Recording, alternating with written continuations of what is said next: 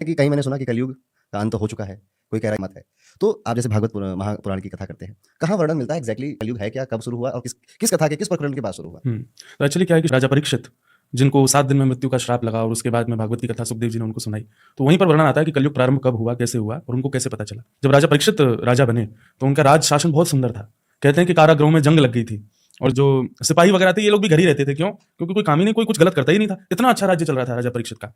तो राजा परीक्षित स्वयं घूमने जाते थे, पूरे नगर में घूमते हुए देखते थे कोई कष्ट तो नहीं। एक दिन उन्होंने देखा कि एक बैल वृषभ अपने एक पैर पर खड़ा है और उसके 3 पैर कटे हुए हैं। तब उन्होंने जाकर के उससे पूछा कि तुम्हारे 3 पैर किसने काटे? तभी उन्होंने देखा कि काला काला विकराल व्यक्ति, कुरूप, बिल्कुल उसको देख करके ऐसा लगे कि इसको देख ही नहीं पाएंगे, आंखें अपने आप बंद हो जाएं। इतना उसका रूप भी कुरूप था और फिर उसका स्वभाव भी मुख से ऐसे दिख रहा था कि ये इंसान भी कुरूप, हृदय से भी कुरूप है। वो तलवार लेकर के चौथा पैर काटने के लिए आया। तब राजा परीक्षित ने अपनी तलवार निकाली। बोले, कौन हो तुम और क्या कर रहे हो? तो मुस्कुरा करके बोला, महाराज ये धर्म है, इसके 4 पैर हैं, 3 मैंने काट दिए, सत्य, दान, दया और पवित्रता। अब इसका चौथा पैर बचा है सत्य, उसको मैं काट रहा हूं, मेरा नाम है कलयुग।